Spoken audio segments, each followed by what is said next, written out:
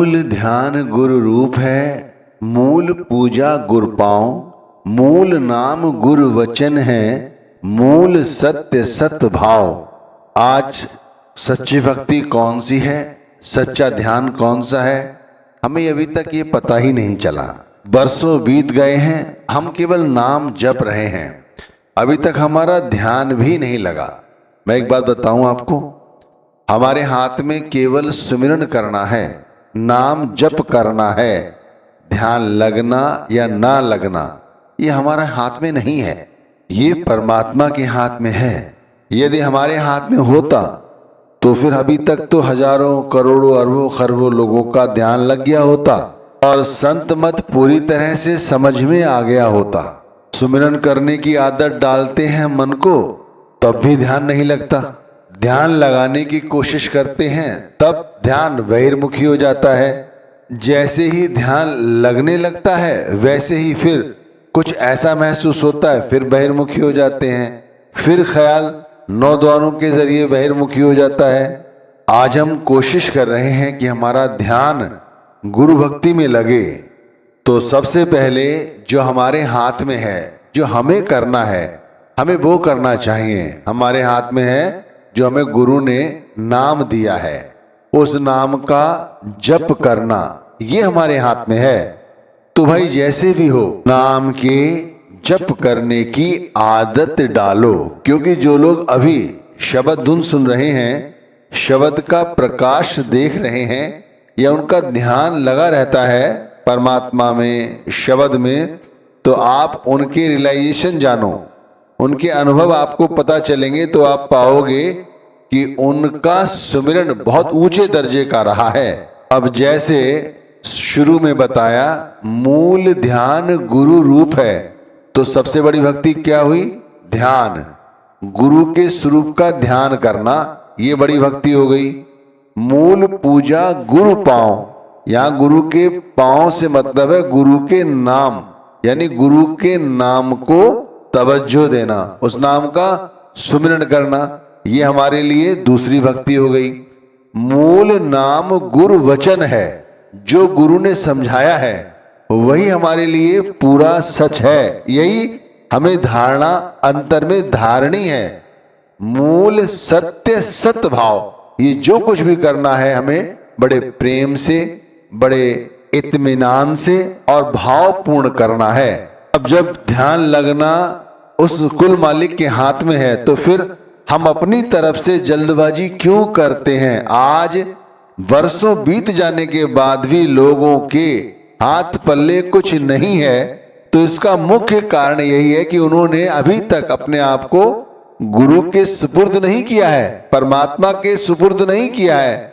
वो तो अपनी चलाते हैं। आप देख लो, नाम का जप करते समय भी अपनी चलाते हैं। कोई भाई बिरला ही होगा जो नाम का सुमिरन करता है और परमात्मा से कुछ नहीं मांगता। अरे सच्चा सुमिरन कौन सा है? सच्चा सुमिरन वो है जिसके अंदर कुछ मांग ना हो, कोई इच्छा ना हो। 99% लोग परमात्मा का नाम जब जपते हैं तब उनसे कुछ ना कुछ चाहते हैं, कोई ना कोई इच्छा सामने रख देते हैं। अब जब सुमिरन ही इच्छा की आसक्ति के साथ किया जा रहा है, तो फिर ख्याल ऊपर कैसे चढ़ेगा? आप अभी किसी संत महात्मा के प्रश्न उत्तर पुस्तकों में पढ़कर देख लो, या सामने प्रश्न किए जा रहे हैं, उनके उत्तर दिए जा रहे हैं, तो उनमें प्रश्न कैसे होंगे? कोई कहता है मेरे बेटे की शादी हो जाए, कोई कहता है मेरा बेटा किसी अच्छे ओहदे पे लग जाए, कोई कहता है ये रोग मिट जाए, कोई कहता है घर परिवार पर दया मेहर बनी रहे, कोई कहता है मुझसे सिमरन नहीं होता, आप हमारी जगह सिमरन कर लीजिए, कोई कहता है मुझे आपके साथ सचखंड पहुंचना है। तो आप ये खुद विचार करके देखें कि सत्संग सुनने जाते हैं, उस समय भी मन में इच्छा है, कुछ चाह है। तो भाई जब सुमिरन करने बैठते हैं उस समय तो परमात्मा के सिवाय, गुरु के सिवाय दूसरा कोई नहीं होता हमारे और उनके।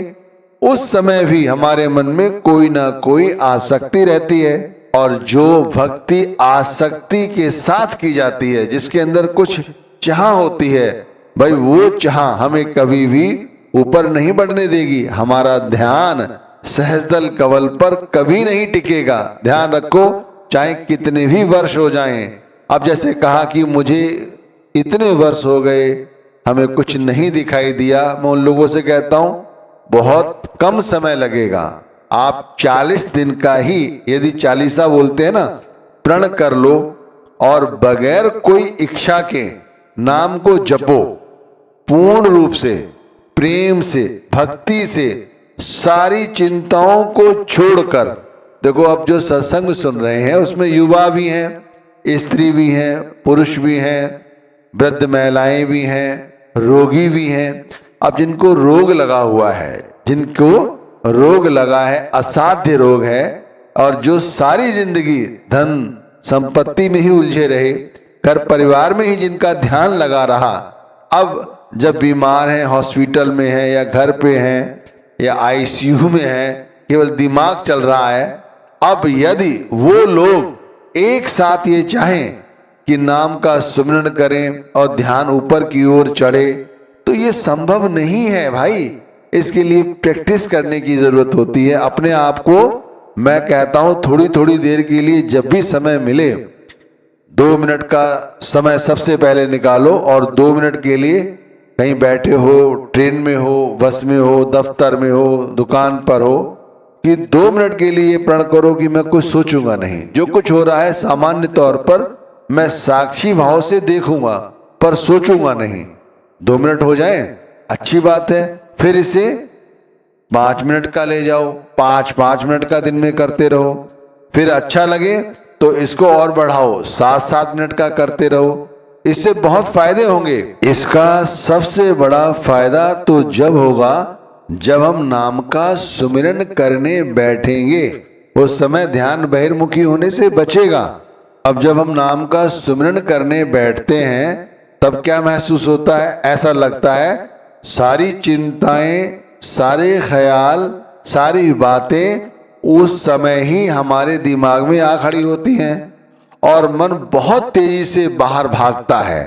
अब इसे ऐसे समझो जैसे काले पानी की जब सजा दी जाती है किसी को, तो उसे वहां तरह तरह की यातनाएं दी जाती हैं।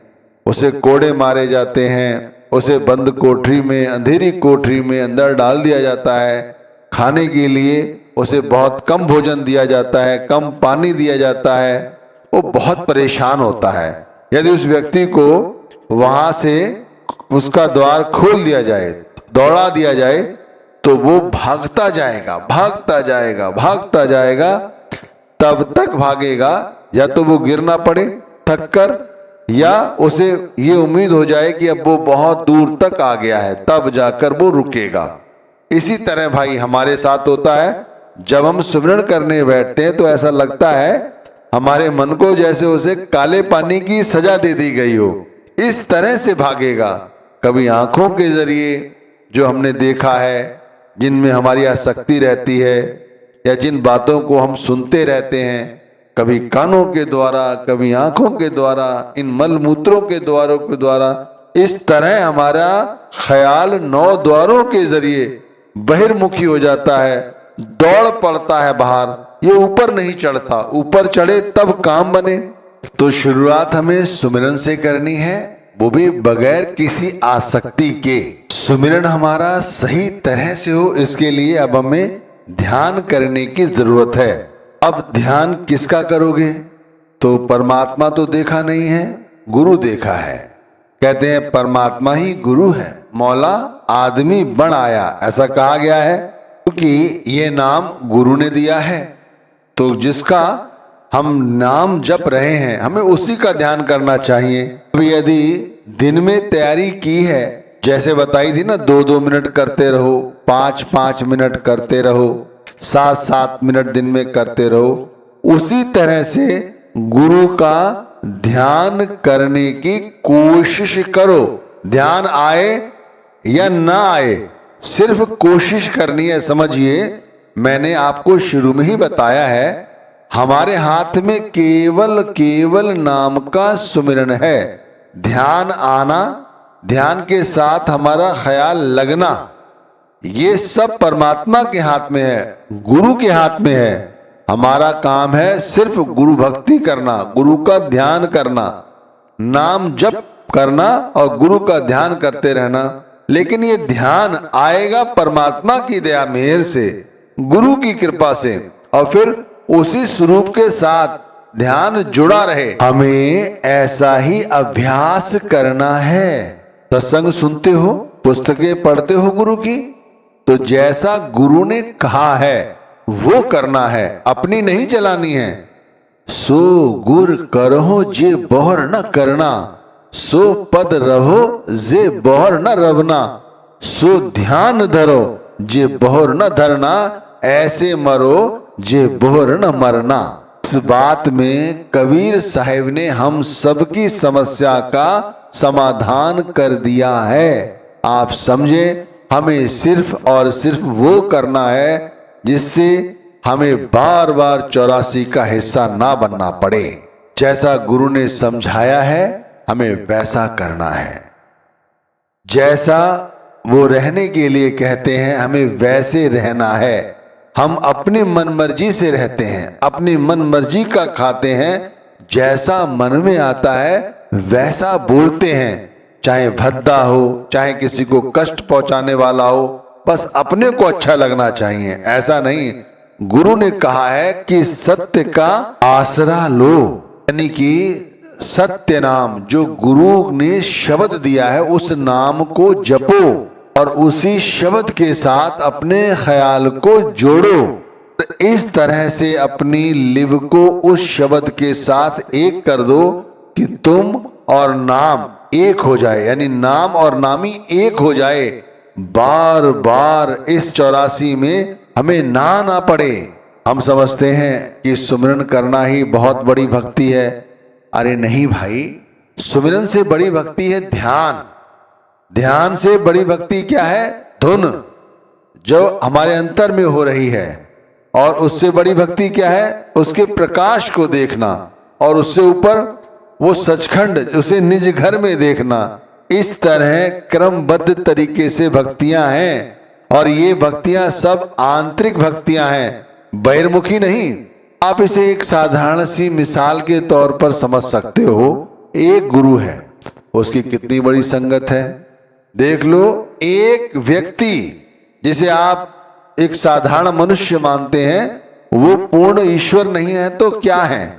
आप देखिए, एक व्यक्ति जिसके साथ करोड़ों जीवात्माएं जुड़ी हुई हैं और नाम का ज्ञान ले रही हैं, नाम के साथ जुड़ने का अभ्यास कर रही हैं। इसे ऐसे समझो कि जब ऊंट वाला कई ऊंटों को लेकर चलता है तो उसके हाथ में सबसे आगे वाले ऊंट की रस्सी होती है और क्रमबद्ध तरीके से बाकी ऊंट पीछे पीछे चले आते हैं। ठीक इसी तरह एक गुरु है, उसकी लाखों करोड़ों की संगत है। देख लो किस तरह से सबको एक धागे में पिरोया हुआ है। अब हमें अब भी यदि हम नहीं चेत रहे हैं, नहीं समझ पा रहे हैं, तो भाई गलती किसकी है? अभी स्वस्थ हो, आने वाले समय में बहुत बहुत बड़े रोग लगेंगे। कैसे करोगे?